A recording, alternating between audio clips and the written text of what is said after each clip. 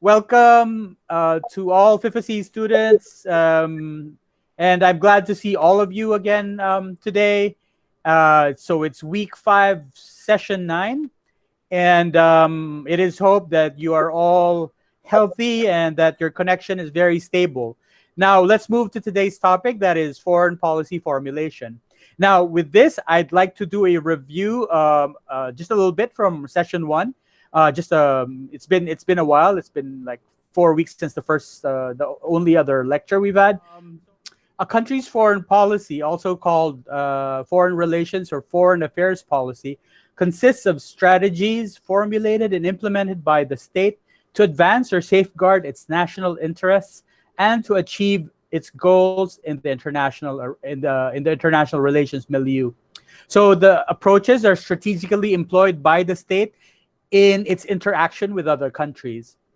Now, the study of such strategies and their outcomes is actually called foreign policy analysis, naturally. For those of you who have taken up international relations, IR, or other related courses, you will know the definition of foreign policy analysis. That is, that it is a branch of political science dealing with the theory development and empirical study regarding the processes and outcomes of foreign policy. So in other words, foreign policy analysis looks into, from different angles, the management of external relations and like the activities of a state. And I will get into this in a while. As stated in our first synchronous session, foreign policy analysis involves goals, strategies, measures, methods, guidelines, directives, agreements, and so on. And there are, of course, two. When you talk about policy, it's like foreign policy with a capital F and P, which is the overall long strategy. And there's the policy in a small letter F and P, which is like maybe the day-to-day type of policy. Now, managing foreign relations needs carefully considered plans of actions that are adapted to foreign interests and concerns of the government. And these interests are derived largely determined by a nation's national interests. Another keyword there, which are in turn defined by a number of external and internal factors. Now, as a concept of in political science, national interest is derived from the French term raison d'etat, which is the basis or a kind of rationality that serves as the basis of governing, and it frequently refers to a sovereign state's goals and ambitions, be they economic, military, cultural, or otherwise. Now, the term raison d'etat, as I mentioned here, is actually derived from the French. It literally means reason of state, and it is a justification for a nation's foreign policy on the basis of that nation's own interests are primary. Now, prior to the 16th century, I think 17th century, sorry, national interest was often understood as secondary to that of religion. So until then, actually, religion defined the existence of especially Christian religion, and we're talking primarily about Europe. Catholicism defined basically the existence of not only the nobility and the rulers, but also the day-to-day lives of the citizens, of the people who lived at that time. Now, since the state ceased to be derived from the divine order, eventually, after the 17th century, and became subject, because of events that I'm going to describe a little later on, subject to its own particular needs. So you can see there's a change from religion towards secular and in the way states were able to conduct themselves. So this pursuit of national interest is the foundation of the realist school in international relations. And again, later on, we'll have a bit more detail put into that. Now, as for the subject of foreign policy, nation states, as I've mentioned it, as a rule, deal with other nation states in the conduct of international relations. In recent decades, specifically in the 20th century after World War II, but more recently in the last couple of decades, with a deepening level of globalization and transnational activities, states must also interact with non-state actors, such as international organizations and non-governmental organizations. Perhaps you are aware, recently the winner of the Nobel Peace Prize was actually given to a World Food Organization, and this is the type of international organization where whose work actually counts more and more, not only in Yemen but all around the world. I think also in Marawi. We will get into the concept of actors, be they state or non-state, a little bit later on. But anyway, these interactions are evaluated and monitored in seeking the benefits of bilateral and multilateral relations in the international arena. So anyway, we were talking about interactions among states, and these interactions can be evaluated or monitored. The way each state can seek benefits at the level of either with another state, which would be bilateral, or with three or more states, which would be multilateral relations. Anyway, the foundation in understanding why nations have relations among themselves is in this way is the concept of state or nation state, as I've already mentioned the last time in the first session. Now, just to go over quickly into what the definition of a state is. So there are a lot of states in the world. There are about no fewer than 195, maybe over even 200. And states are obviously very different from each other, but they are also quite similar in other important respects. So all states are located somewhere in the sense that they all have a territorial extension. They're surrounded by borders, which tell us where one state ends and another begins. In fact, with the exception of Antarctica, there's virtually no piece of land anywhere on the Earth's surface that is not claimed by one state or another. And there is no piece of land that belongs to more than one state. Although, of course, some pieces of land, or even in that sense, a piece of ocean, sea, like, for example, in South China Sea, the ownership of some of them may be disputed. And, of course, that's a conflict between two or more states. Moreover, all states have their own capitals, armies, foreign ministries, flags, and national anthems. So these are all symbols of the state. And all states, of course, call themselves sovereign, meaning that they claim the exclusive right to govern their respective territories in the way that they see fit. But states are also sovereign in relation to each other. They act in relation to other states. They can declare war, or they can conclude peace, negotiate a treaty, or do many other things. And in fact, international relations often talk about states as if they were persons with interests to defend and plans to carry out. And if you do this particular metaphor of states being like persons, in this time-honored manner, we can also then set that state, or if you personify that state, in a field or a milieu where international politics actually serves as a world stage in which the states are actually the leading actors.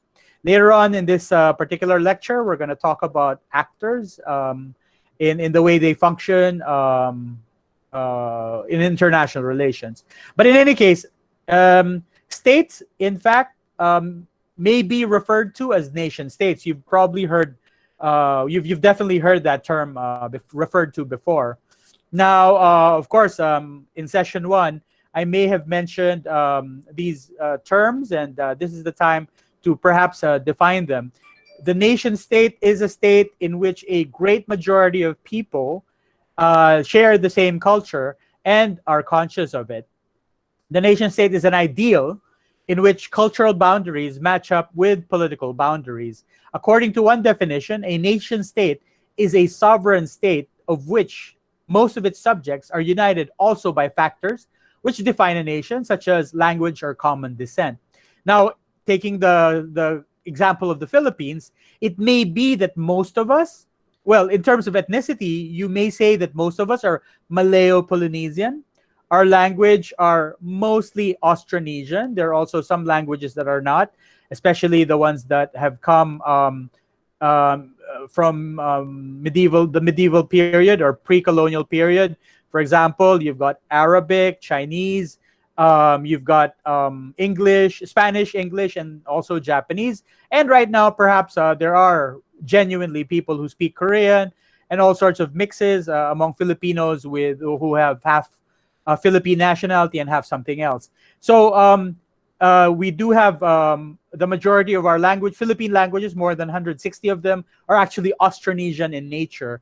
But in terms of ethnicity, more or less, we're kind of either Malayo-Polynesian, then you have probably some Arabic, some Chinese, which would be Sinitic, and you might also have Western, again, when we talk about the mixes. Anyway, that's actually when we talk about nation, but I'll refer to that a little bit more. It is a more precise concept because we also use the word country. What country are you? Where are you from? Or what country are you from? And country does not have to have a predominant ethnic group. A country is a kind of general term, like what people use normally, and it means a political state, nation, or territory where it is controlled. So it is not necessarily a term used in political science. It is often referred to as the land of your birth, your residence, or your citizenship. And again, as I said, that may be a more casual term than the other terms we're dealing with in this course. Now, let's go to nation. A nation, on the other hand, in the sense of a group of people with a common ethnicity, may include a diaspora of refugees who live outside the nation state. Some nations of this sense do not have a state where that ethnicity predominates. And I think very easily you can kind of think of examples in international relations, like the Kurds who may live in Iraq, Iran, Syria, and Turkey. You have the Sami people who are actually scattered cross-border in Norway, Sweden, Finland, and Russia. And Circassians, you have them originally in the southern Caucasus. Yes, I think the Circassians are in the southern Caucasus, but you have them also in Lebanon and in Syria. Or Armenians, who are having a war now with Azerbaijan. And Armenia used to be a bigger nation, and the country of Armenia, the modern state of Armenia right now, is only one part of the greater Armenia when we talk about Armenia. So that's actually what you call a nation, where it's based on ethnicity, and in cases where this particular ethnic group are not contained within the borders of one state, then they may be spilling over the borders of other states. So in a more general sense, a nation state is simply a large politically sovereign country or administrative territory. But sometimes it's easier to define something by saying what it is not.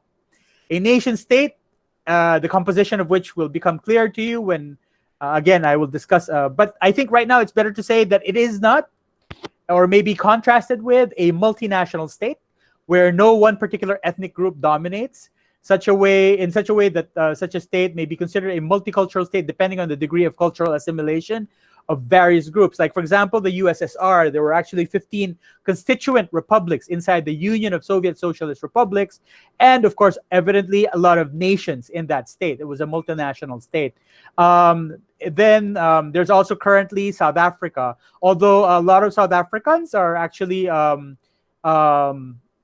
would you say that, Black Africans. Of course, they had also some ethnic Dutch or Afrikaans, and then they have the ethnic Brits, and they may also have Indians, and so on and so forth. So it's definitely a multinational state. Now, a city-state is definitely different from, or there could be nation-states that are also city-states, but a city-state, well, which is smaller than a nation in the sense of a large sovereign country, and which may or may not be dominated by all or part of a single nation in the sense of a common identity.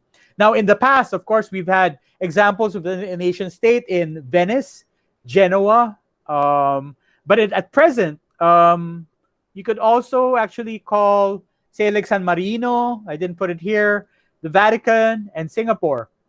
Singapore is the closest to the Philippines that we can think of as an example. Then there's, of course, the empire, which is composed of many countries, possibly non-sovereign states under that empire. And nations are all under one single monarch or a ruling state government very easily. And then this concept is probably not so modern anymore. You can think of the Habsburg Empire, where you had, Austria, Hungary, both mainly, of course, Catholics, but a lot of ethnicities under that, and the Ottoman Empire, where you have not just the Muslims, the Turks, who who were actually ruling out of Istanbul, but you also had like the Christians in the Balkan countries, and of course it extended all the way to Egypt. You had the Druze in Lebanon, and you had also Christians in Egypt. They were all under the Ottoman Empire. So this is different from a nation state. And then you have a confederation, a league of sovereign states, which may or may not include nation states.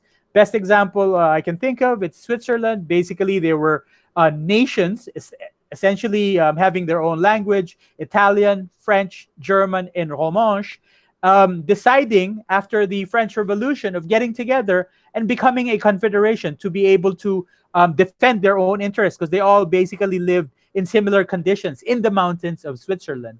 And then you have federated states, which may or may not be a nation state, and which is only partially self-governing within a larger federation.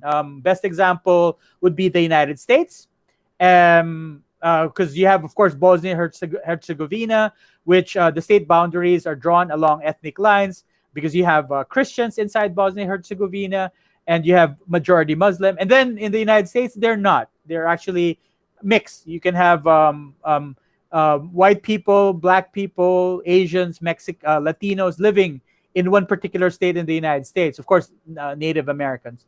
Anyway, we move on.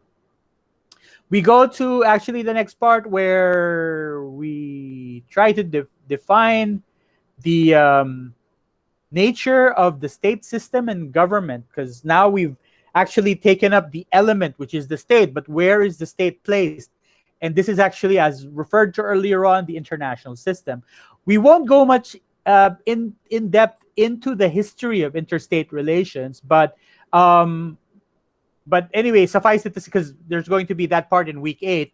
But it can generally be traced back to the Peace of Westphalia in Europe, which was the stepping stone in the development of the modern contemporary state system. But in any case, just a very quick description.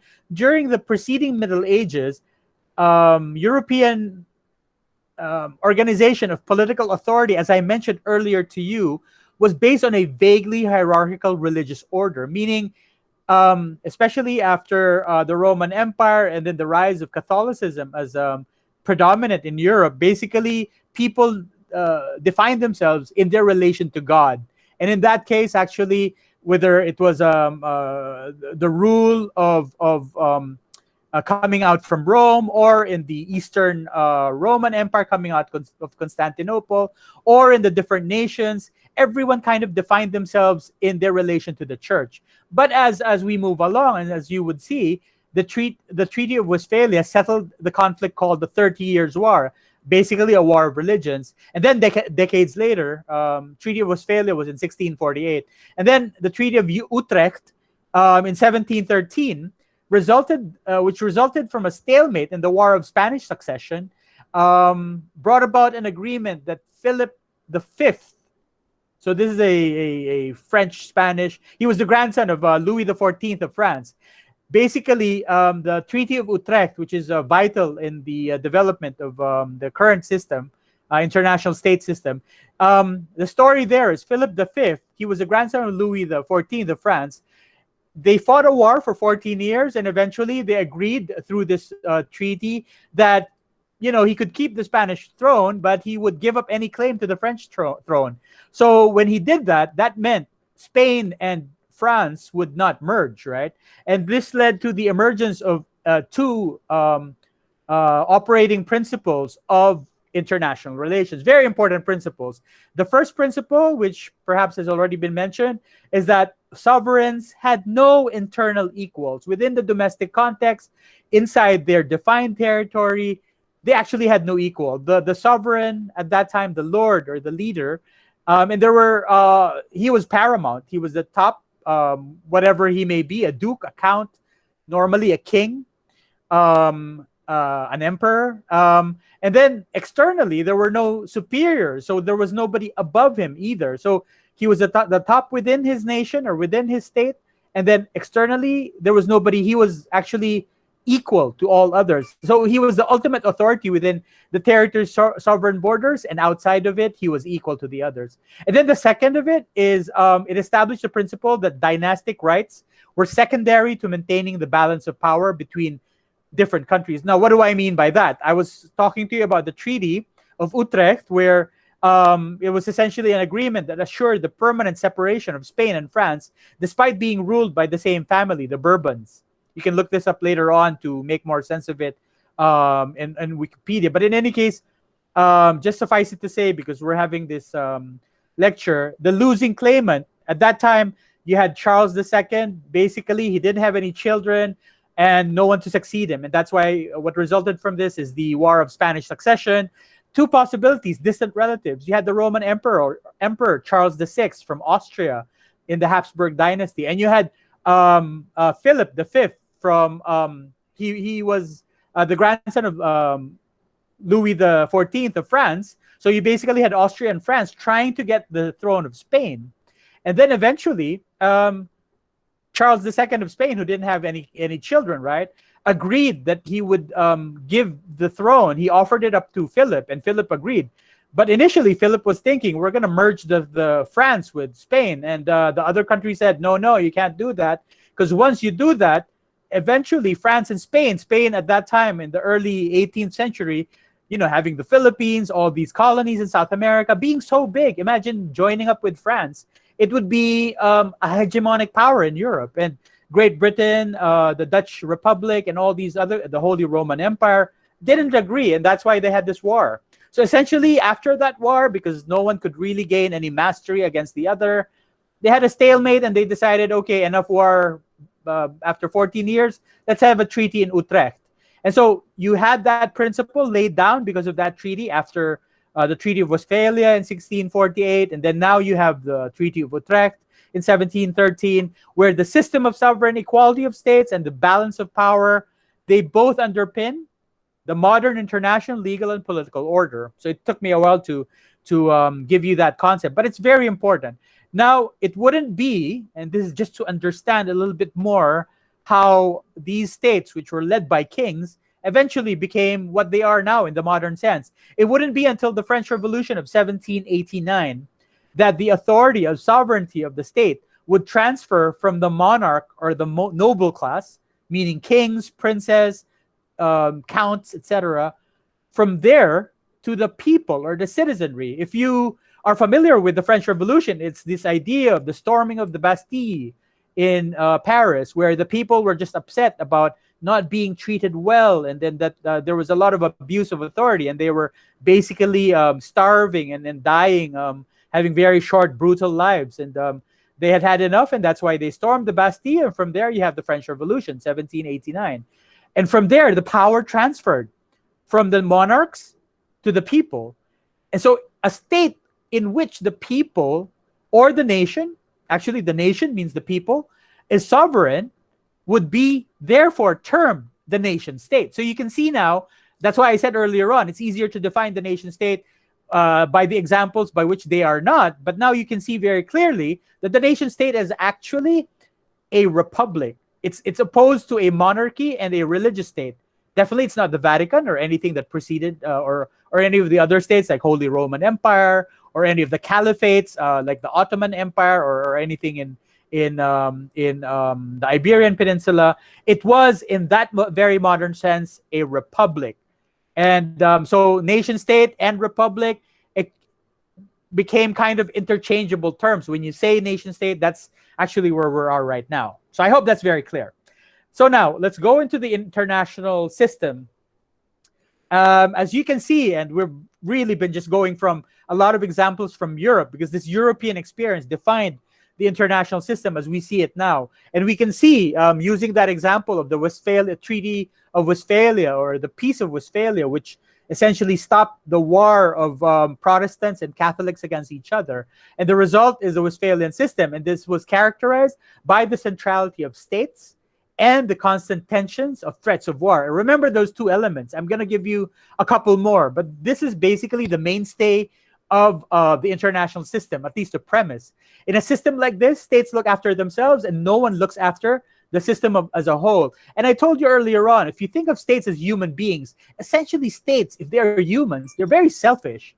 They only think of themselves, right?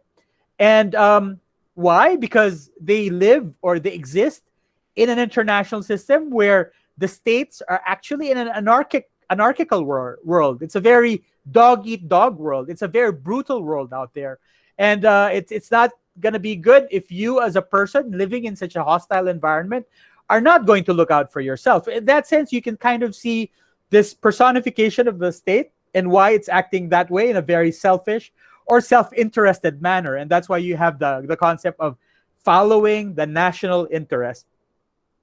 So this perspective is based on the realist approach in international relations, where states pursue their national interests and the actions they take constitute their foreign policy.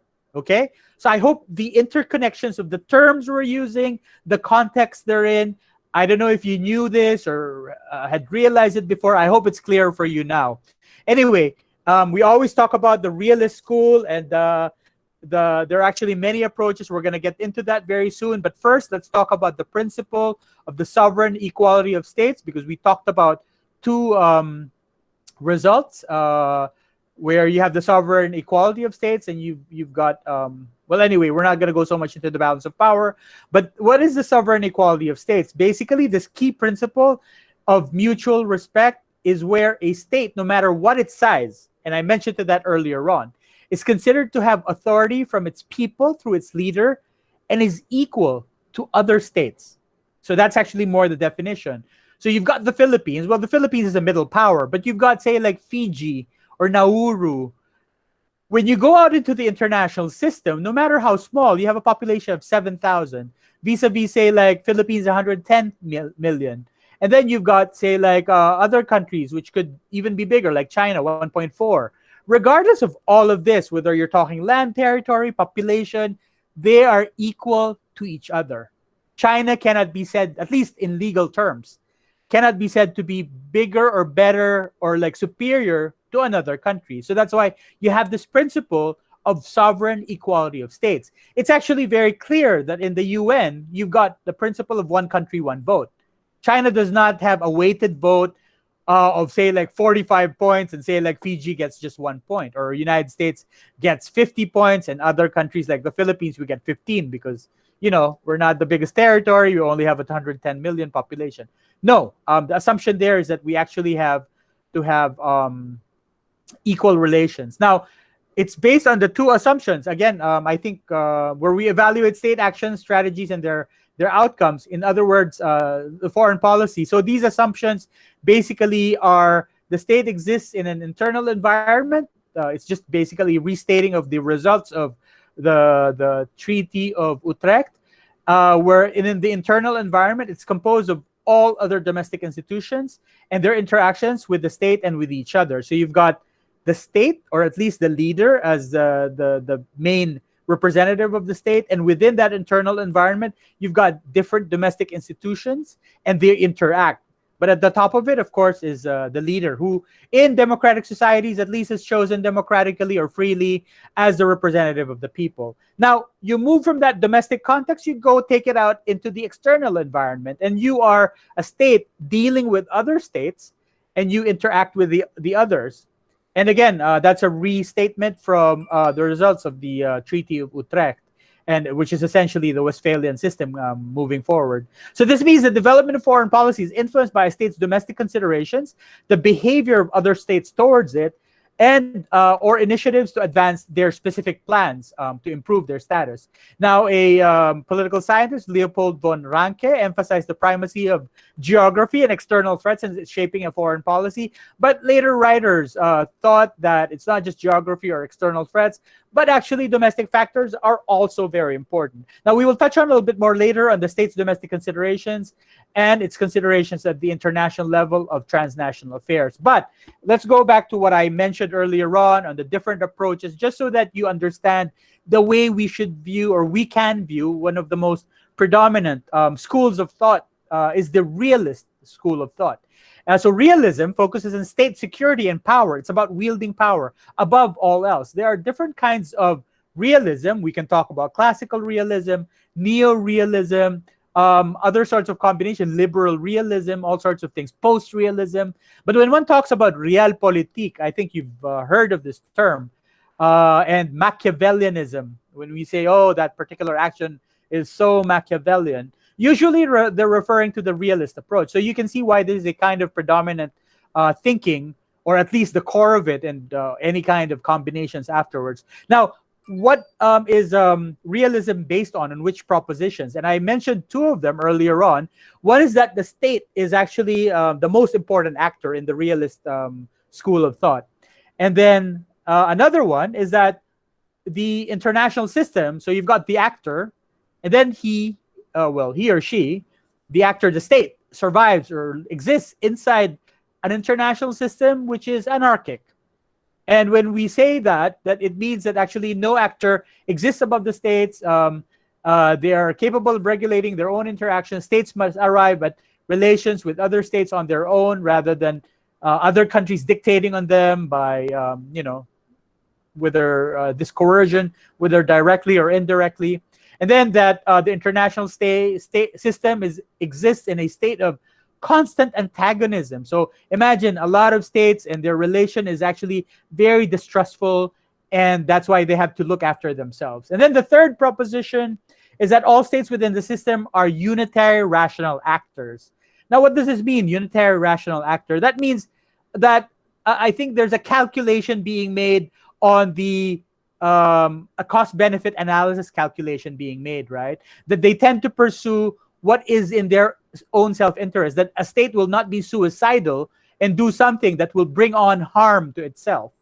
So the logic there is that, at least if you're going to be selfish, being selfish means looking after things that would make you gain, and do things that are better for you, that are best for your interest. And that groups strive to attain as many resources as possible, so that by in so doing they can actually increase their power.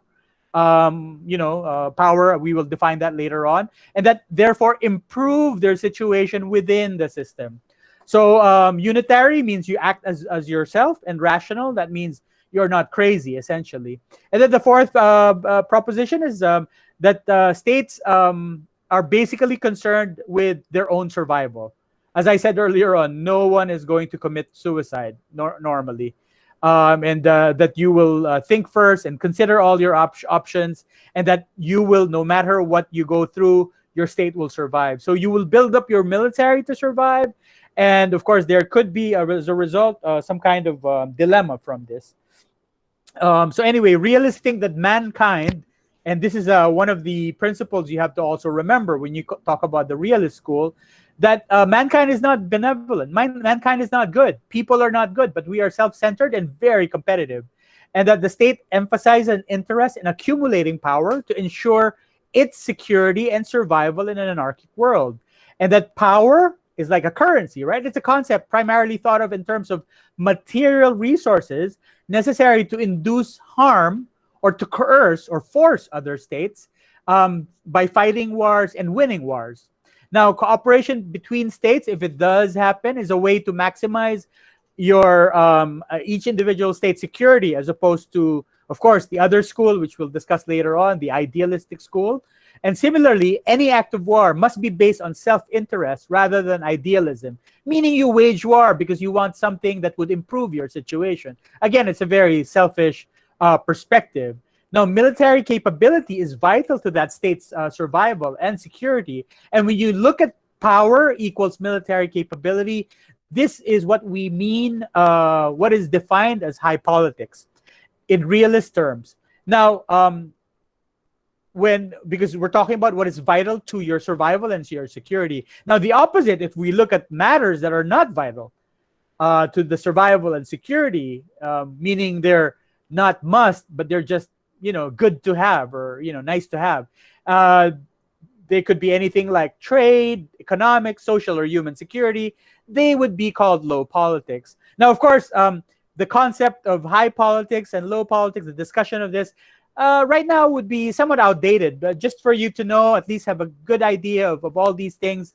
And they were more current in the 1960s and 1970s, when power is measured through the possession of nuclear weapons, or having a nuclear status vis-a-vis, chumps, losers, countries that don't have nuclear status. And when the use of force or threat of the use of force by great powers were more acute at that time during the Cold War period. Essentially, it was a very brutal exercise of power at that time. They would go to war or use proxies, and they wouldn't even disguise this exercise of raw power. Now, the discussion of state power uses the more contemporary hard terms, because earlier on we meant high politics and low politics. But now we're moving to something that you would be more familiar with, and you can read probably in even as a big K-pop fan, you could probably encounter this term. We talk about hard power. We talk about soft power. We talk about smart power and sharp. Not yet. Yeah. Let's go back to the previous slide. We talk about 4 types of power, right? But before we go into each of those, let's define first what is the previous slide. What is power, right? Power is the capacity of an individual, or it could be an individual state, to influence the actions, beliefs, or conduct or behavior of others. So that's what power is. Now, when we go into the definitions, as I mentioned earlier on, these terms that are very contemporary, hard power, there is a bit of the old terms of high politics and low politics here, but hard power means the use of military and economic means to influence the behavior or interests of other actors, meaning other states. This form of political power is often aggressive, in which you coerce, you force other countries to do your bidding, to do what you want, and is more immediately effective when imposed by one political body upon another of lesser military or economic power. So it's not just military, it could be economic as well. And Joseph Nye, the famous political scientist, calls hard power the ability to use carrots and sticks of economic and military might to make others follow your will. And in fact, the term, speak softly but carry a big stick. So in a way, that's kind of, it was a quote from Theodore Roosevelt way back in 1904, I believe. So that's actually a manifestation of hard power, where it seems that actually behind it, it has the force of its military and its economy, and then it can beat you. And that's actually what they refer to as stick. But when you talk about carrots, this is an inducement. This is like a way to entice somebody to do your bidding. In some ways, Joseph Nye still thinks that's kind of hard power, but one can argue it could also be soft power. But what is soft power? It's the use of culture, history, political values, diplomacy, reputation, even lobbying through powerful political or non-political organizations, and through economic influence. And you can thus demonstrate your ability as a state to attract and co-opt rather than coerce or force other nations. So this is actually soft power. Immediately, almost everyone is now trying to get or accumulate soft power because it's the easiest to accumulate, and it actually influences other countries, especially in the time of peace. You can easily imagine, for example, the Korean Cultural Center, or going beyond the state, the soft power of K-pop or Korean dramas.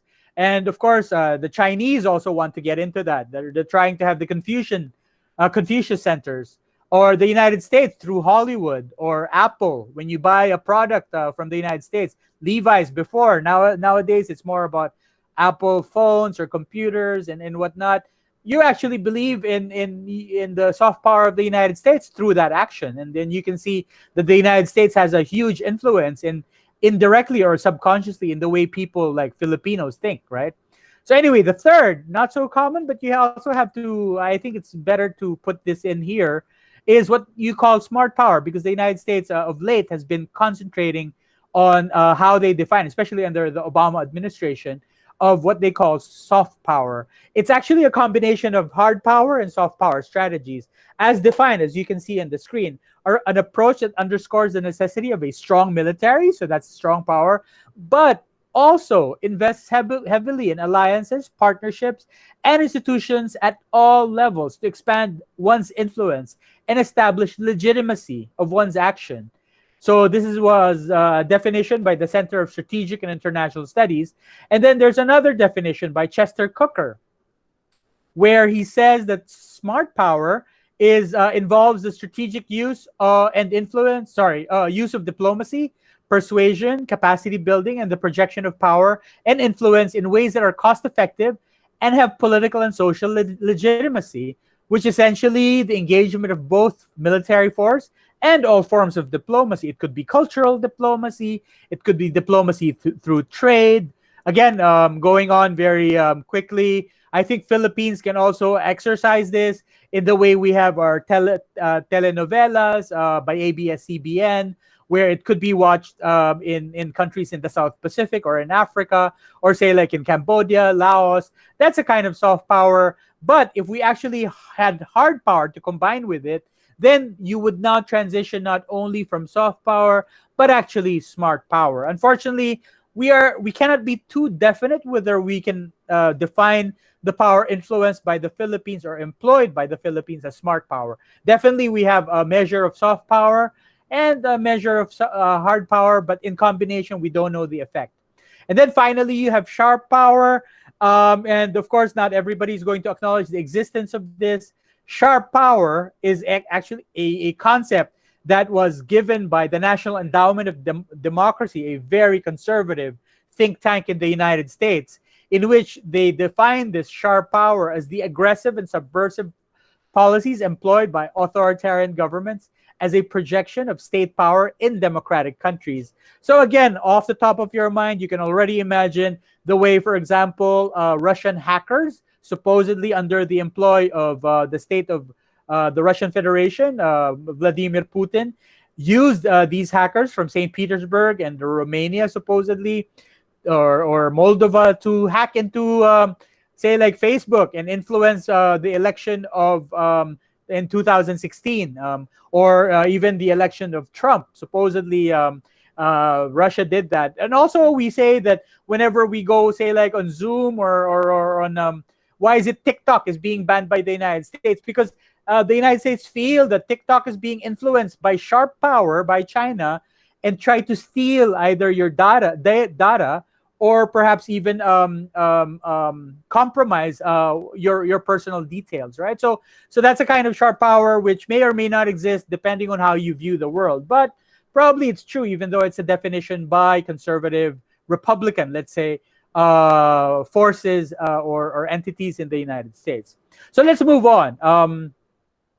We now go to the other. So we had realism, but let's go. What is the counter argument for realism? I'm not going to give you too much. Just basically, I think realism and liberalism, the main two schools, are enough for you for now, since we're not really IR specialists, or rather, this is not an IR course. Liberalism is defined by that individuals, in contrast with realism, that individuals are basically good, or states are basically good and capable of meaningful cooperation to promote positive change in itself and among each other, right? And the states, non-governmental organizations or intergovernmental organizations, are actually key actors, not just the state, but all of them together in the international system. Number three, states have many interests and are not necessarily unitary and autonomous. Although they are sovereign, and I think there's a measure of rationality that liberals also accept from the realist perspective.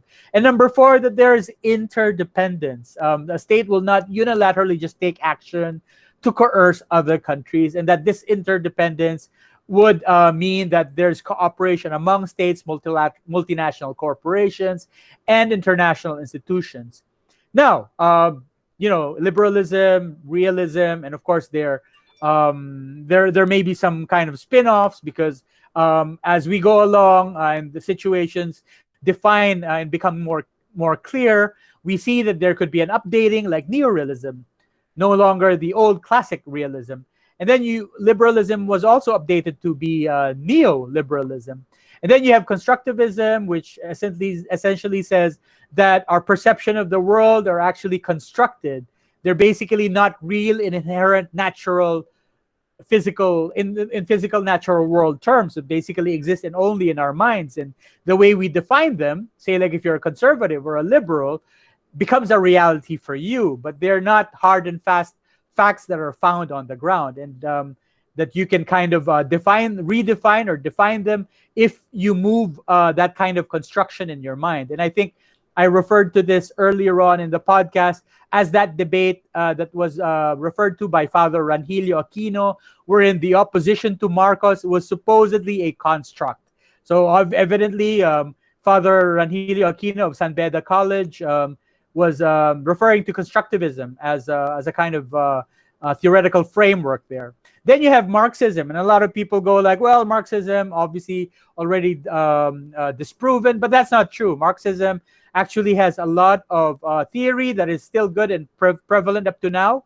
So when you talk about United States and the progressive movement there of talking about capitalism and opposing a very brutal type of Hobbesian even type of capitalism, they're essentially picking up certain elements of Marxism. Whether they like to or they like it or not, right? So some people call it democratic socialism. The whole concept of Marxism, of course, does not allow for that kind of democracy to take place, but there are elements that they get from that. There are also those who say that feminism is a framework. These are already criticism of the regular realist and liberalist approaches, that feminism has to be a framework as well. When you look at history, the way women, or at least marginalized, not just women, trans, if you go up the whole spectrum of LGBTQI, have been marginalized in general, and that falls under the framework of feminism. Then you have post-colonialism, when you talk about empires and, of course, the subjects and how these subjects became free, and also structuralism. In any case, all of them, if there's whenever there's a situation that's relevant, I will refer to them, but I will not delve too much into them because we don't have too much time. But you will have to understand that there exists the primary two schools of thought of realism and liberalism, which will suffice for us at this moment. Now let's go into the main topic, the title of this particular session, the foreign policy formulation. There are some intrinsic characteristics of foreign policy formulation before we go into the process itself. Basically, foreign policy should be flexible. So there has to be an ability to accept or reject alternatives and options. And this is necessary so that a state is able to preserve the national interest in as responses to fast changing conditions. That means you're not fixed to one particular option that you are trapped into, even when the external situation shows that it is no longer favorable for taking that particular option. This flexibility would be based on a reading of hard and independent assessment of new, evolving international realities. Now, speaking of evolving, the policies themselves also have to be dynamic and evolving. No foreign policy is ever fully or completely achieved at a any particular given time. It should be viewed as a kind of dynamic process, always subject to changes. The moment you're trying to assess, the moment you've made a decision of what kind of policy to take, the moment you actually implement it, already the situation at the time of assessment may no longer be relevant. So it's best to refer to this process as kind of having a feedback loop that you go back, and so it's cyclical, and you can actually repeat the process to self-correct. So any good actor worth its salt should have that mechanism of actually being flexible, dynamic, and evolving, having a policy that's dynamic and evolving and self-correcting. So, and also a third characteristic, it should be realistic, that it should be grounded in history, geography, and current developments. Now let's go into the foreign policy process. So keeping that more in mind, let's go into this discussion, because the process, we've already kind of mentioned this in session 1, which, as you know, refers to the stages by which actions and strategies are initiated, formulated, and implemented, eventually resulting in the foreign policy. Now, the processes that actually this process involves or observes procedures, goals, and patterns of foreign policy behaviors. Now, the different stages, and I guess we're going for because you can have a basic 3 stages, but I think I like the idea of having 5 stages. The first of it is just going very quickly. As you can see, assessment of the international and domestic political environment, setting goals. Next one. Determining what kind of policy options you have, and then making that formal decision, taking that action, and then implementing the chosen policy option. Now, of course, again, as I mentioned earlier on, if you want to be flexible and dynamic and evolving, while at the same time being realistic, anchored in reality, the current reality, and that's actually moving, it's a moving target. It has to be cyclical. There has to be some kind of feedback loop. So it goes back all the way to assessment again at any given time, right? Anyway, if we go to assessment, what do we have at this particular stage? Foreign policy is made and implemented within an international and domestic political context, which must be understood by a state in order to determine the best foreign policy option. Now, the idea there is that after an assessment, you have to come up with not just one, but perhaps multiple options. So a state may indeed respond to a crisis. So it's basically a reactive situation where something happens like COVID. You didn't create that particular situation, but you find out about it and you have to react to it. Or a leader may take action internationally to distract from a domestic crisis that he or she is experiencing. And I think one of the classic examples of this is Bill Clinton in 1996, experiencing a scandal with the Monica Lewinsky scandal and being impeached. He then launches into an action to order an attack on Kosovo or Serbia for not giving Kosovo independence. So many people say, if you go watch the movie Wag the Dog, I think it was a 1999 or 1998 movie, where in fact the state is being dictated on by the tail. So Wag the Dog is actually, it's the tail that's wagging the dog. So you may have that situation as well. Now, so depending on the case, international factors may play a major role, or sometimes it could be domestic factors. Now, what are the international factors of a foreign policy? Determining a foreign policy. Basically, these are the following: international system or power structure, international law, and international organization. Next, alliances, military strength, or arms race, right? Now, let's go to the first one, international system. Again, we've kind of taken up a little bit of the system where we're at now. It's the international or modern state system, in which has been in existence since the Treaty of Westphalia in 1648. So it includes big, middle, and small powers. So you've got superpower, great powers, middle, and small powers. As mentioned above, the interaction between these states take place at the international level, and as such, it plays a significant role in shaping and molding the foreign policies of those interacting states. The establishment of friendly and cooperative relations between states is one of the aims of a sound foreign policy. Foreign policy is essentially shaped by one's relative power within the international system. As I mentioned, you could be a small power, middle power, great, or superpower.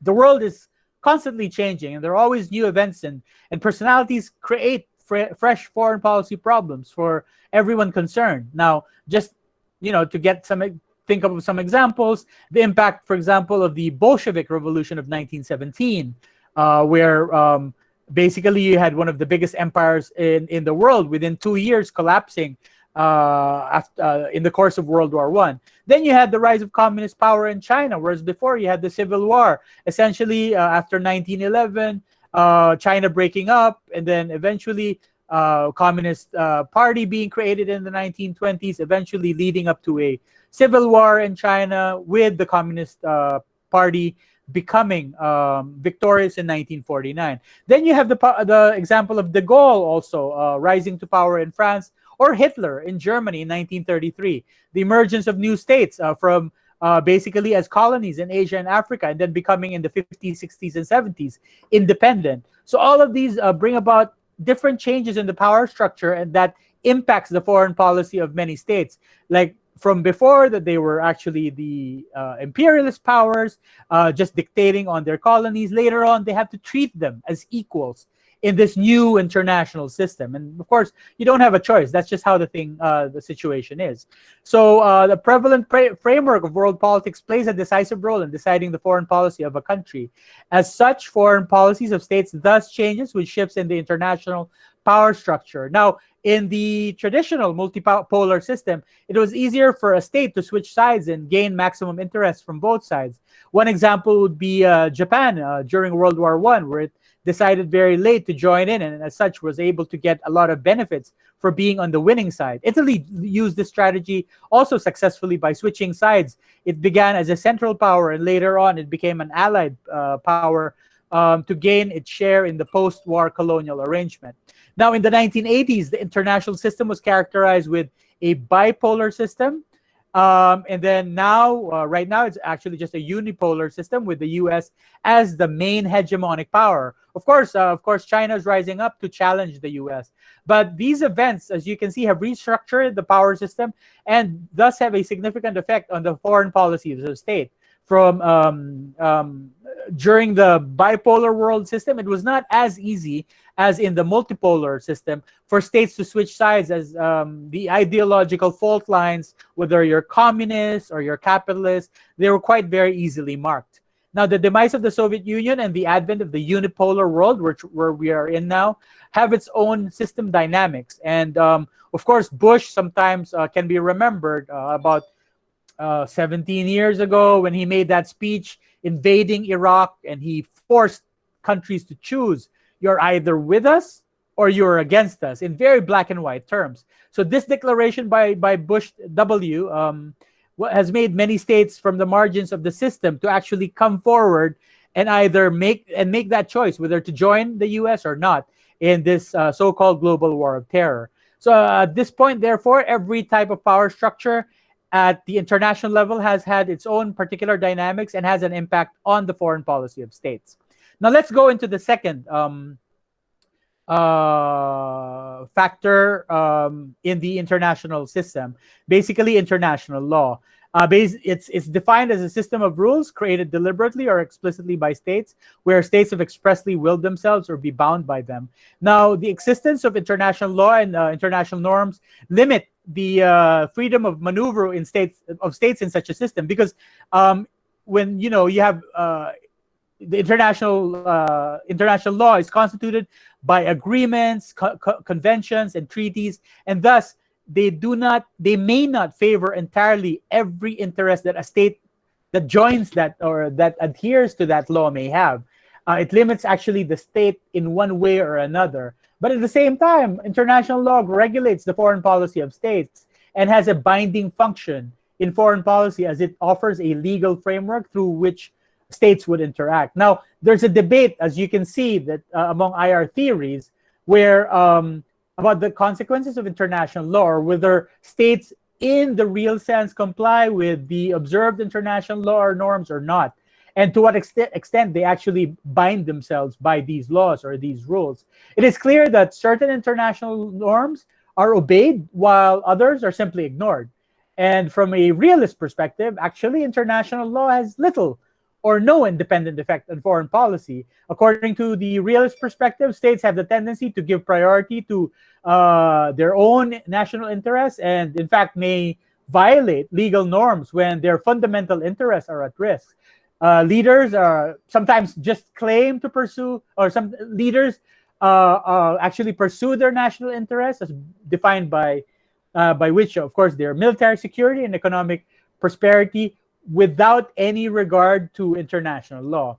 On the other hand, against this particularly skeptical realist view, liberal institutionalists are saying, well, technically that's not quite correct, even though you say that from a realist perspective, states that have power or are able to wield power may not bind themselves willingly into international law, but there is what you call a reputational cost, right? So even short of war, when we're just talking about a law, if a particular country violates certain international laws, other countries may call it out, and it may become costlier to take actions violating the law and less costly to pursue policies respecting it. So from a liberal perspective, or at least if you go by the concepts of hard power, soft power, smart power, and whatnot, when you violate in a very obvious way a particular established law that everyone follows, for example, you become a polluter when everyone has agreed that actually climate change is affecting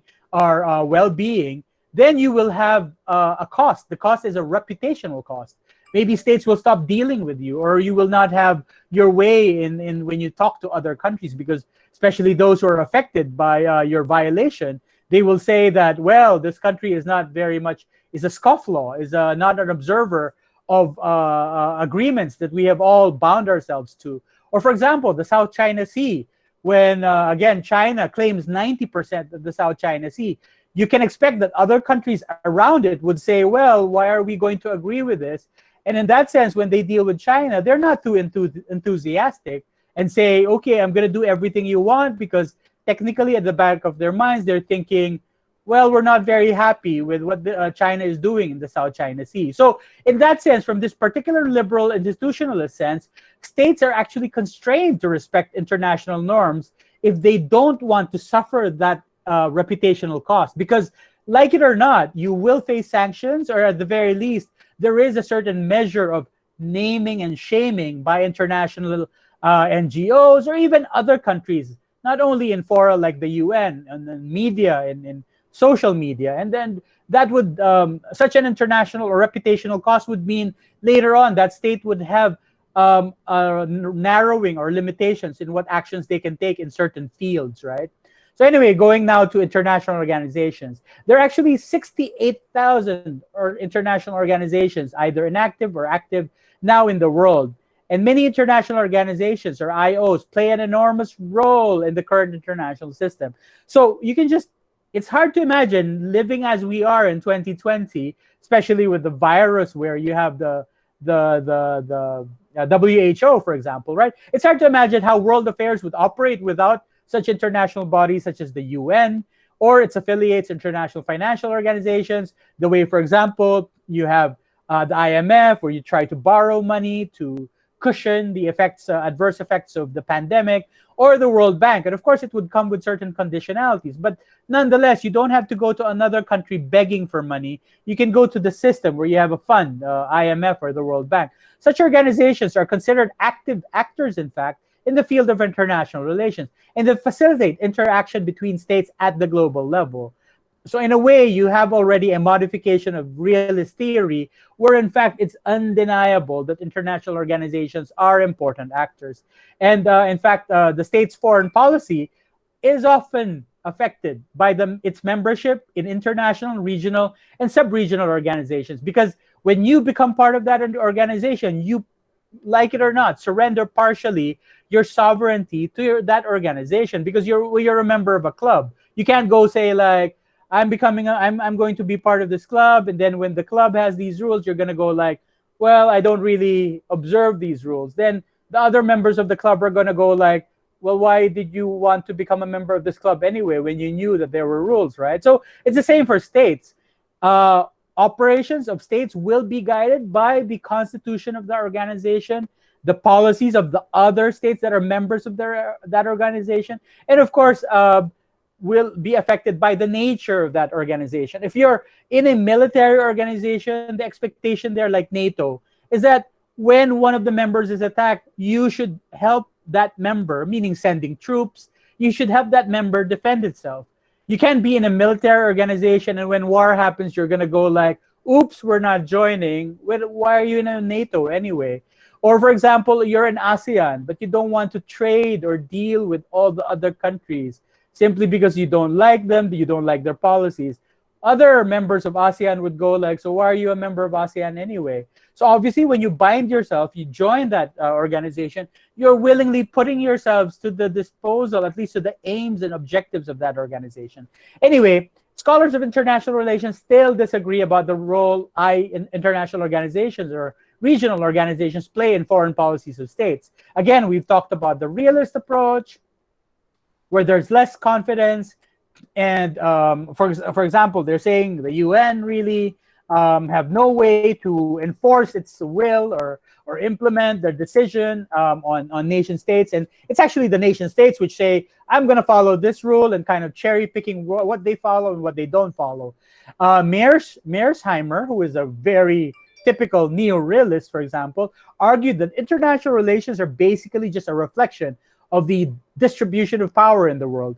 They are based on the self-interested calculations of the great powers and have no independent effect on state behavior. You can agree with it or not, but anyway, IOs are considered according to this particular school, realist school, as only a marginal power in world politics. And this particular perspective is called the bottom-up perspective, in which the foreign policies of states actually are the one that dictate or impacts on international organizations. Of course, if you've got this perspective, you've got the other perspective, which is called the top-down perspective, which may be more a view taken by liberal institutionalists or even constructivists. So how institutional organizations, international organizations, impact the foreign policies of states. That's basically, or from a constructivist account, international organizations to a larger extent serve as modifier, meaning they modify or change the behavior of a state, and are actually independent actors in the way they do that. They have a profound impact on the determination of foreign policy of the member states. Now, we have to realize that actually, basically, in the world where we are in now, globalized world, modern international system, the realization of mutual interdependence, and I think there was a question about true independence, right? What we have right now is a mutual interdependence, and it has given birth to a large number of international or regional organization arrangements, agreements, and trading blocks. So you have to include here all the FTAs, the free trade agreements that countries go into willingly. The European Union, ASEAN, African Union, OPEC, and several others have been major players in the international system. Hence, it's obvious that the foreign policy of every state is now becoming conscious of these organizations, trading blocks, or economic and trade agreements. And of course, modifying their behavior so that they are a member of good standing. And thus, of course, international organization constitutes a major determining factor in the foreign policies of states. So basically, I guess the realist perspective is not quite correct here. Now, the third one is alliance. Alliance formulation is regarded as the cornerstone of security policy. You go into an alliance, basically a military alliance, so that you can boost, say, like a lack of military power through an alliance with a great state which has military power. However, commitments in alliances are notoriously unreliable, right? You may have that agreement, but in the end, it really depends on the other state whether they're going to actually act on that agreement that you have. It's going to be tested at the brink of war or on the eve of war, and you're going to find out whether that particular alliance will hold or not. And but all the same, alliances provide capability on which the state can draw, thereby providing an opportunity, greater opportunity to pursue maintenance or a change in policy. And alliances are the results of agreements that both entail some commitment and allow for increased foreign policy activity. So alliances are part of a state's foreign policy portfolio in which the alliance may constrain the state in some areas while allowing it to some freedom to act in others. Now, in international law, they do shape the foreign policies of state because member parties of that alliance have to respond to the requests or demands of their allies, for example, in a military alliance, or refrain from formulating policies or taking actions which are offensive to the alliance partner. An example for this is that if, say, like an alliance led by the United States declares that it will impose sanctions on Iran or on Russia, then they expect other partners of that alliance to follow them. So that actually alliances serve as instruments of foreign policy. Now, anyway, that's already given. I've given you examples. We'll move now to the next, which is a military strategy or arms race. An arms race denotes the quantity or quality of instruments of military naval power by rival states in peacetime. Basically, the first modern arms race took place when France and Russia challenged the naval superiority of Britain in the late 19th century. And the buildup of arms was also a characteristic during the Cold War between the US and the USSR. Now, the profound ideological differences between the communist and the capitalist camps were problematic and had actually a profound effect on the international system, eventually splitting the world into countries that subscribe to or at least follow the United States, and then the other one, which followed the other countries, followed the Soviet Union. This eventually triggered because when the U.S. Had its became an atomic power, they tried to prevent the Soviet Union from becoming one, and when that failed, those two countries started building up and actually having an arms race. So an arms race is a competitive defense spending and military capability building between two states or block of states, like in the Cold War. And examples, whether it's two states like India, Pakistan, or India against China, South and North Korea, Turkey and Greece. And then when you talk about a block of states, you're talking about the Warsaw Pact and NATO. NATO is still existing. Warsaw Pact has ceased to exist. Now, in the pursuit of foreign policy objectives, states adopt different strategies, and military strategy is just one of those. Scholars assert that one of the main prerequisites of a credible state actor is to develop the military capabilities and political will to back its diplomacy by force when necessary. So basically, this is encapsulated by the quote, when negotiations fail, confrontation is inevitable. At first, you try to negotiate through diplomacy, and then when you cannot achieve what you want through diplomacy, then you have the option of waging war, and that is the confrontation we are talking about. So the use of military power is considered the ultimate tool. When all else fails, that's your ace. That's your trump card in international relations. And it follows that the conception of war is the continuation of politics by other means, as given by the earlier quotation. However, in either case, whether used defensively or offensively, military power lends a measure of international freedom of action to the state involved, because when other countries know that you actually have a sufficient military power, they know that you have greater initiative and you have bargaining power in the international arena. So until basically the nation-state system is radically transformed from an adversarial, chaotic, or anarchic system as it is right now, and superseded by a different international order, we don't really have much of a choice, and it's really military power and the capacity for armed coercion, which it sustains, that is likely to continue to play a significant role in international politics. As you can see, states like, they're not even that big, like Israel and North Korea, excellent example of the way they use military power so they can actually continue despite being in a dangerous neighborhood or precarious neighborhood. And the combined opposition of either a state or more states next to them, they actually have the power to maintain an assertive foreign policy. And military strength, in how you define it for the case of Israel and North Korea, is closely linked to their resourcefulness and the development of their industry. Of course, there's a vast difference between North Korea and Israel, but as you can see, because of the military strength and the need for Israel to maintain not only its nuclear weapons, but also do research in other fields like chemical, biological, high technology. You have actually, as a result of this, through dual use, the development of a Silicon Valley in Tel Aviv, which has made Israel basically the envy of the Middle East. And to a relatively lesser sense, you have North Korea. Despite undergoing famine, it has actually developed nuclear weapons.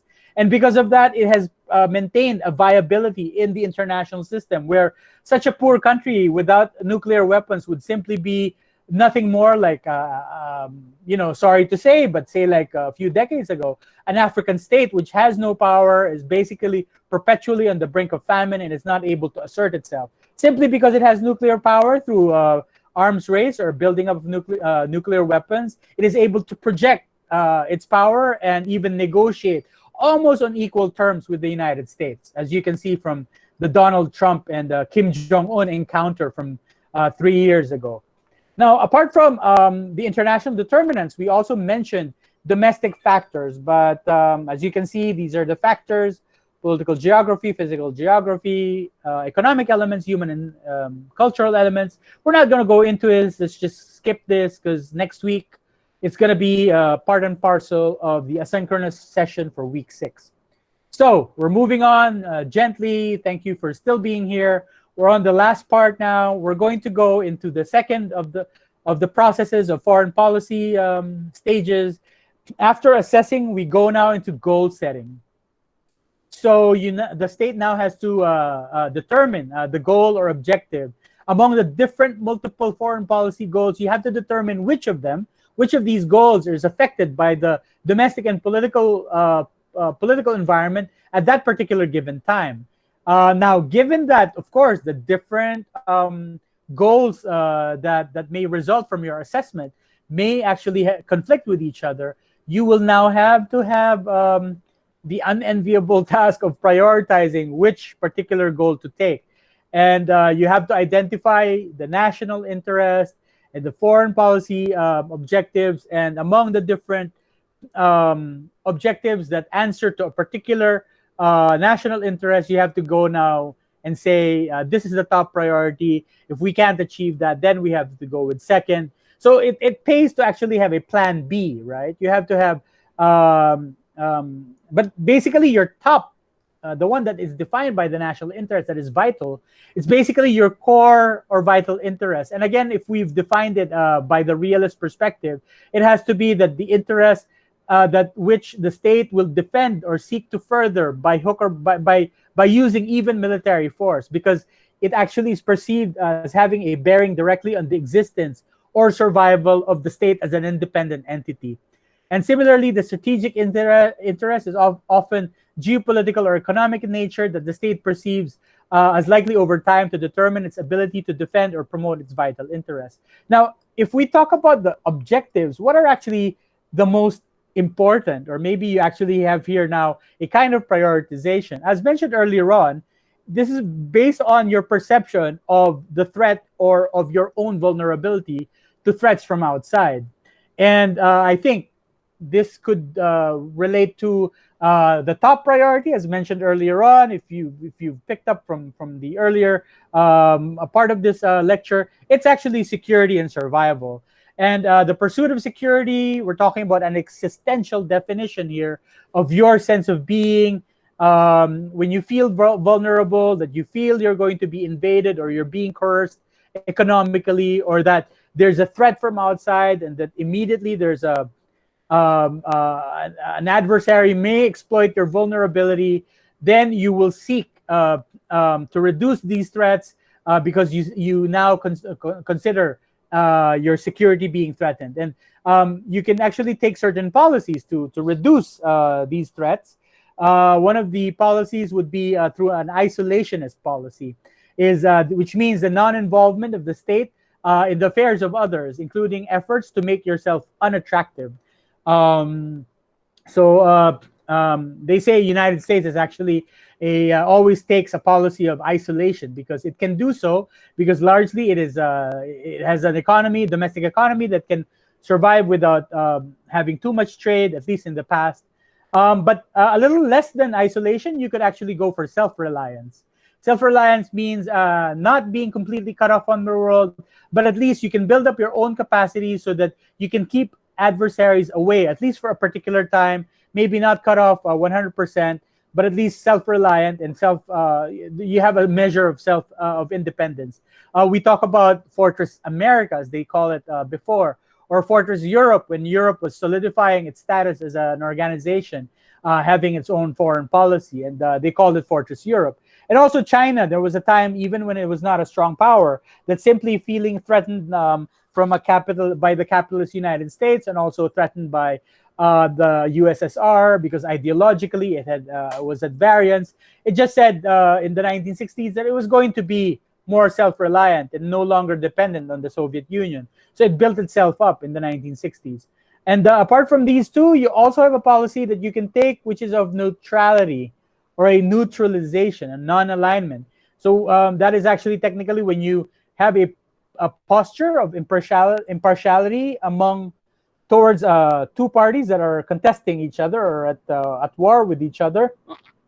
Now, whereas neutralization is the process whereby independence or integrity is guaranteed through a treaty, you can also take a policy of non-alignment, and that's simply not taking sides. Of course, the two words neutral or non-aligned could be actually synonyms with each other. And during the Cold War, these actually pertain to it has a certain connotation where you call yourself neutral when actually you're more aligned with the US, and you call yourself non-aligned when you're actually more aligned towards the Soviet Union. But there's also the concept of neutralism. Um, anyway, so those are the three possibilities or policies that state can take to actually reduce the threats to security. But it's not just security that may be threatened, right? It's also your freedom of movement. And this means your autonomy, or your ability to formulate or carry out your domestic and external policies in accordance with your own priorities. When you feel you're going to lose your autonomy, then you feel that you're being also threatened, and thereby it implies the capacity to resist influence or coercion by others. And there's also your welfare. When you feel that the public welfare, the welfare state sustains public welfare, for instance, in the state's ability to deliver social services or promotion of economic growth and efficiency. And of course, the basis of this welfare is wealth and the economy. For the Philippines, for example, the welfare could extend to the welfare of its citizens overseas. So it may look at the definition of the threat to the welfare of its citizens as part of the kind of policy considerations or objectives that it's trying to take. When you have 10% of your population overseas, this indeed is an important factor to actually take into consideration. Other goals that you may have would be to protect your ethnic, ideological, or religious beliefs. So say like your ethnic, the wars in Yugoslavia would be clear examples. Ideological, when, for example, you as a communist state feel that you're being infiltrated by capitalist nations or democratic nations, like the way China and Russia is basically, well, kind of partly democratic, but they feel that their ideology of a kind of limited democratic space is being curtailed by the US, then there would be some action taken, a foreign policy taken as an objective to fight against this threat or maintaining this ideological goal, right? Same with religion, where states like Malaysia, or say like where they take Islam as actually part and parcel of their identity, and they may defend or consider this an objective. Now, when after you've actually determined this, you've set your goals, you now go to the determination of what policy option to take. And this determination of policy option would align with in how it meets the goal or goals you've taken in light of the political, international or domestic political environment. Now, again, this would involve the assessment of your capacity to implement policy option, and also an assessment of the consequences of each policy option. At this stage already, you go now to a kind of cyclical. When you're already determining your policy options, you're looking now whether you can do that option. It's within your capacity to do that option or implement that option. And you're now going beyond, after implementation, how it's going to affect you, the blowback, the possible consequences. And this is a good stage to determine whether that policy option will be implemented again. Now, of course, you've done all of that. The next stage would be the formal decision of taking action. The formal foreign policy decision basically is usually being made by the executive branch of government. In this sense, from the top, it's actually the leader, the head of state, or president, or prime minister, head of government, or it could be the cabinet or the minister. And later on, we're going to go into the different kinds of actors. But let me just finish with the foreign policy making process. Lastly, it's actually the implementation itself of the chosen policy option. Once an option has been chosen, then a formal decision has to be made, and also a formal decision has been made. The next step is to implement that option. It's typically implemented by the bureaucracy, the specialist foreign policy arm of the state bureaucracy. And in this case, it would be the Ministry of Foreign Affairs or the State Department. In the Philippine case, it would be the DFA. But not only the DFA can take action of the policy option that has been chosen, it could be other specialist departments such as departments for trade, DND, Department of National Defense. We don't have a department for aid, but in foreign countries like US, Canada, Australia, where they help other countries, they could actually have an aid policy, and so on and so forth. Now, I mentioned earlier on about the actors, because there are two kinds of actors when we talk about an international system. An actor is any individual or political entity which has enough authority and power and the will to exercise its power to influence political processes. However, in international relations, you step away from that, you now have the entity which has the capacity of having an impact in international relations. As we mentioned earlier on, basically international actors act across borders and impact other actors. Whereas in the domestic field, basically the actor inside the domestic field, because we're talking about you have the leader, the sovereign, you have the domestic actors inside that system, and there's an interaction among them, and there may be a struggle. The DFA, despite the fact that it's actually the prime bureaucratic agency that is meant to implement the decision option, foreign policy option, they may still have to struggle with the armed forces. The armed forces may say that's not a very smart foreign policy, considering that we're at the brink of war. We actually have to be a bit more decisive, and so on and so forth. Now, there are multiple actors within the international system. They could be individual actors, or they could be multiple social groups and movements, or even private or public companies, non-state organizations like NGOs, or groups of states within the international relations. But the most important, as we've already established, is which is the main and central actor, are sovereign states. Now, why do actors matter? They matter because, why do we focus on actors in the international system? Because you can't actually analyze the international system without the main element of that international system. It's not possible to analyze any political process without a clear understanding of actually who drives the politics, or who drives that particular political process, and what are his motives or intentions, and what are the capabilities of that actors. Again, there are two sets within the international relations system and within the domestic system. So actors could simply be the simplest elements or just elements of the international systems, connections of which constitutes the international system or relations among the states, and again, of their vital importance. Now, there are three types of actors in international system. I'm just going to gloss over it, but suffice to say, we have sovereign states, international governmental organization, and multiple non-state actors. They can be others. They can be social entities, social collectivities who have enough resources to influence international politics, or just active in the world arena.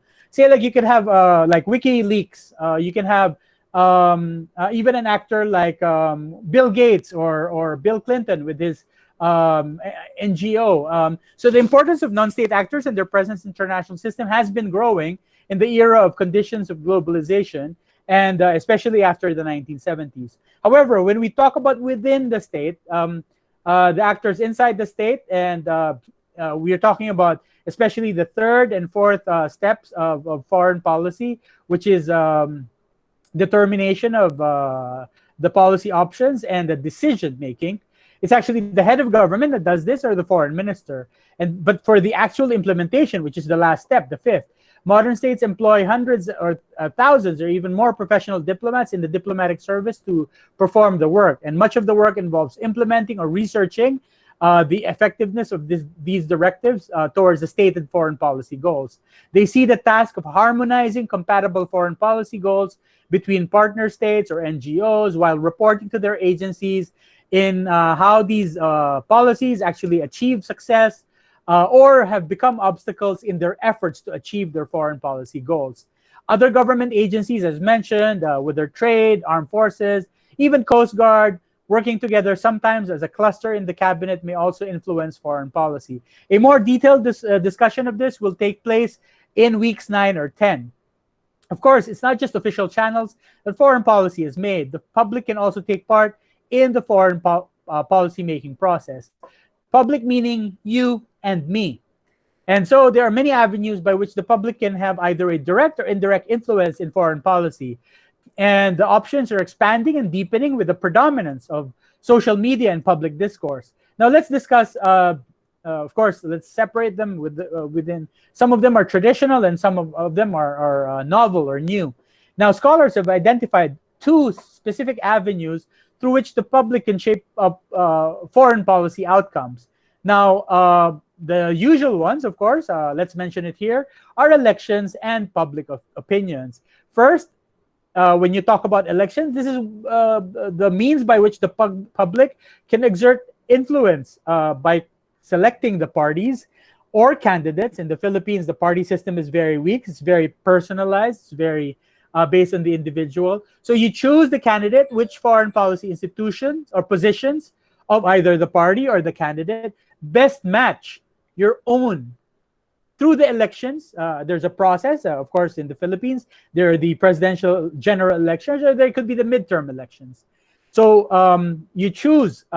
Supposedly, there's a rational process in which, okay, you look at candidate A, and this candidate says, I'm going to be pro-China.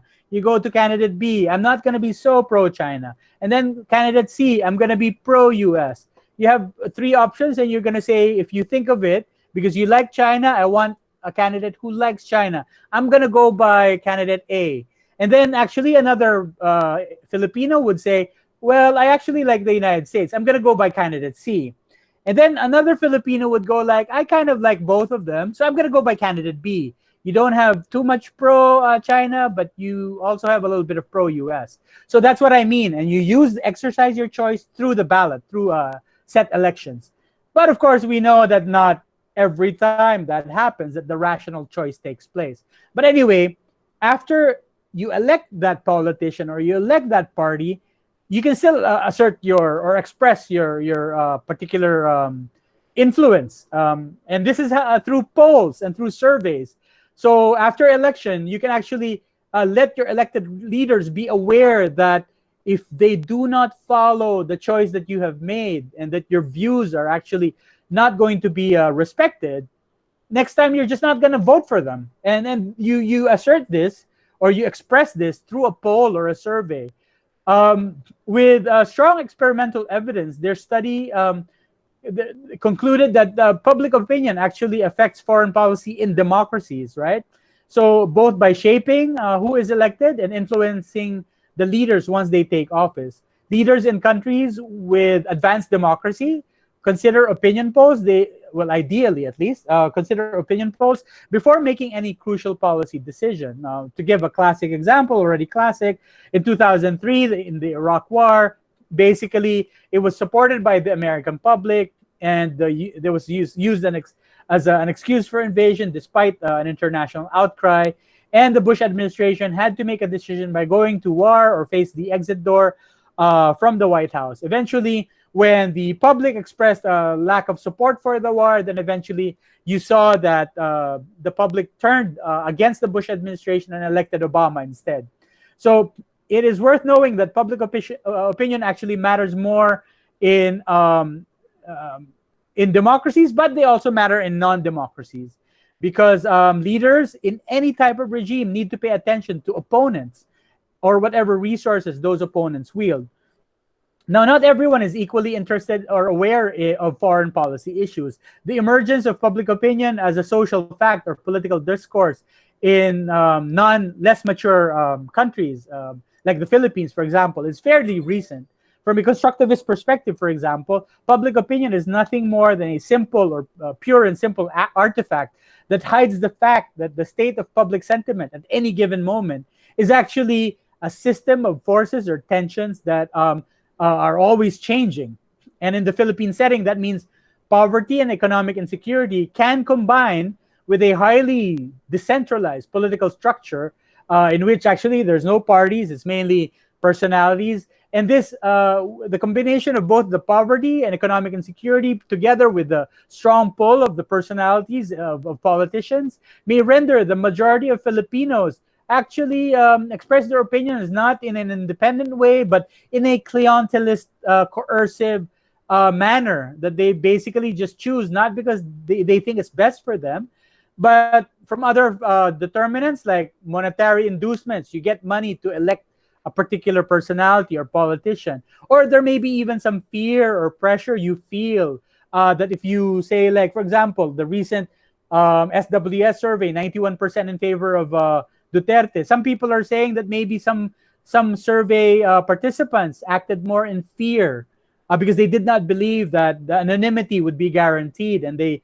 thought that if they were found out by their barangay captain as being against the Duterte administration, there may be some kind of retaliation. So again, surveys may not reflect honestly what is the opinions of the public. And in the Philippines in particular, especially elections, buying of votes, bribing of officials, what you call the role of money, when it oils the political machinery, it's kind of created a structural imperative in which the certain families are able to prolong or extend their interests, right? The landowners, the merchants, the bankers, industrialists, basically they use their money to play it to influence public opinion. So in this case, public opinion has a less of a role to play in actually influencing the kind of foreign policy options.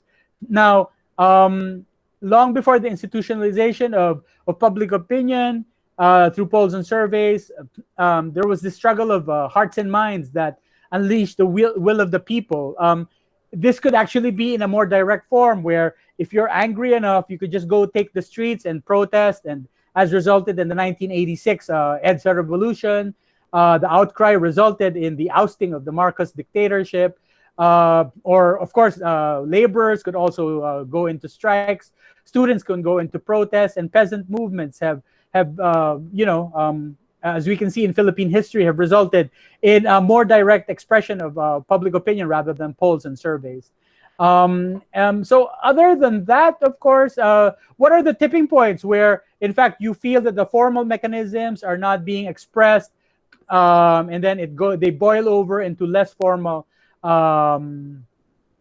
say, like, not the formal elections or public polls and surveys, where the level of influence of public opinion can be measured. So they're actually tipping points, and policies have reached a tipping point at which public opinion begins to assert influence.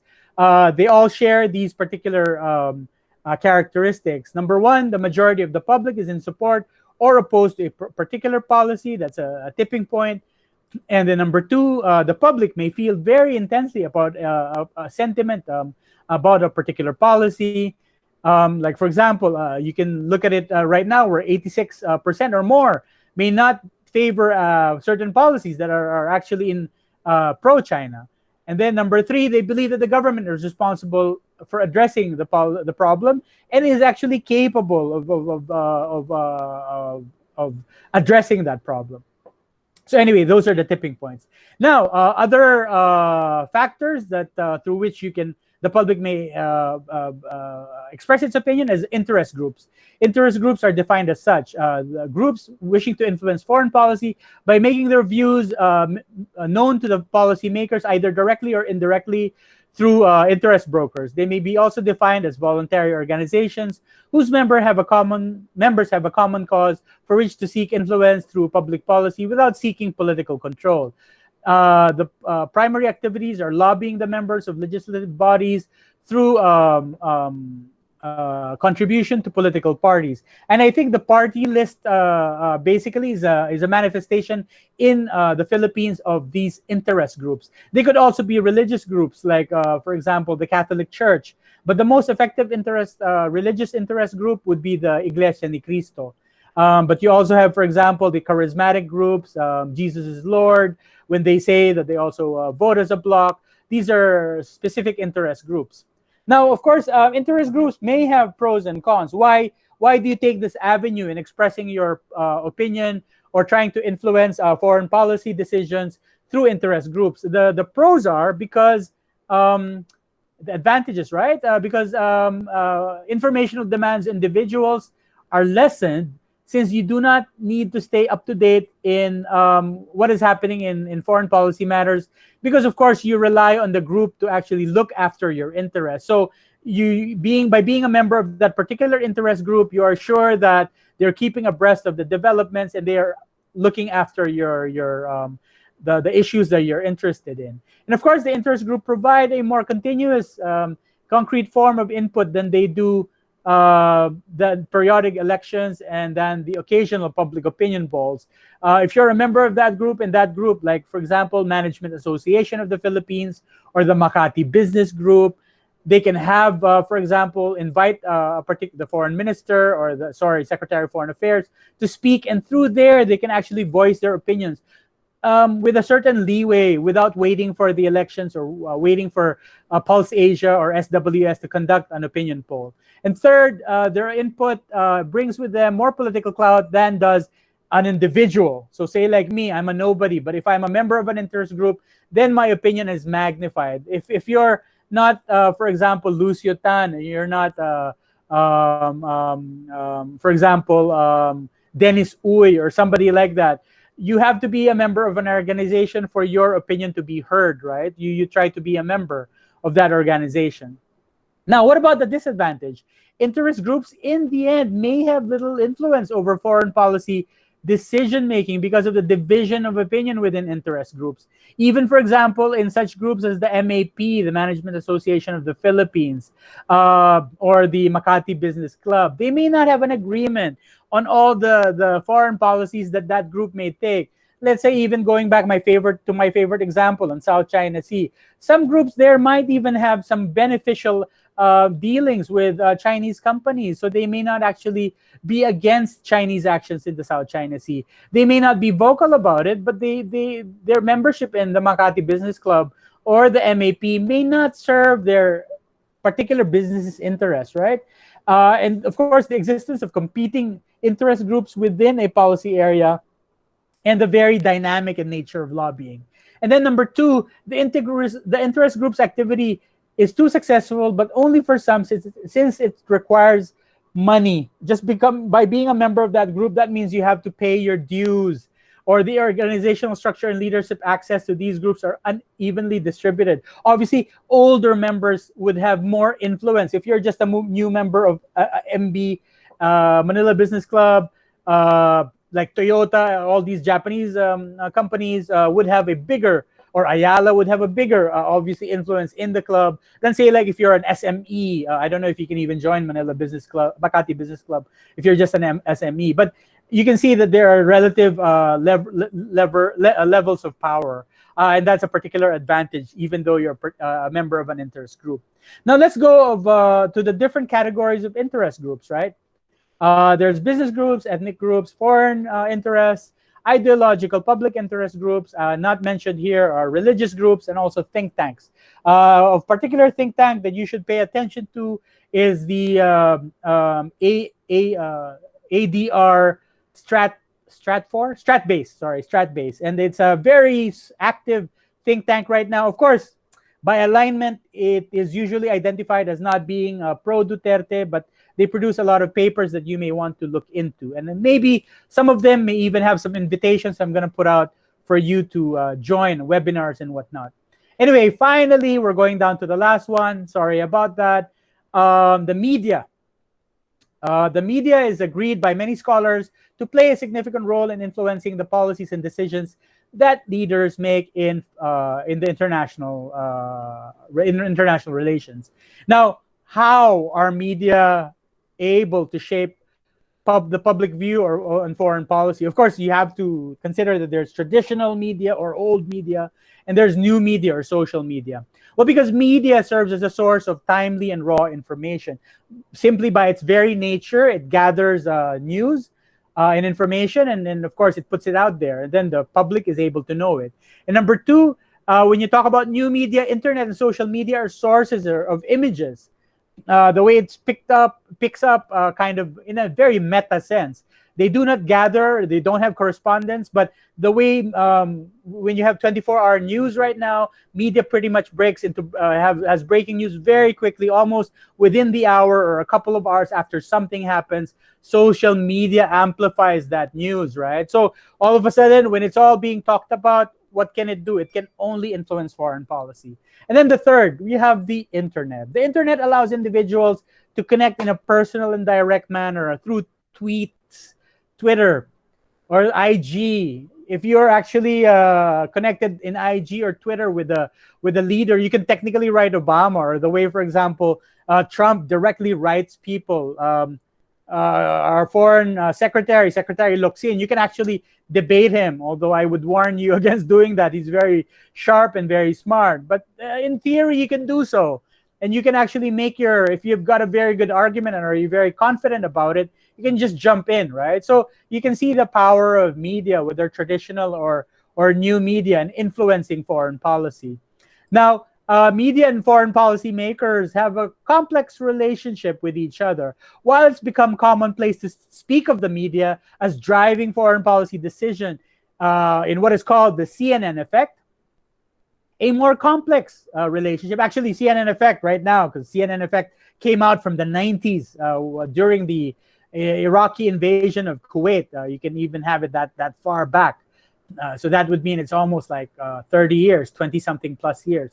But a more complex relationship exists between the media and policymakers that drives coverage of media events.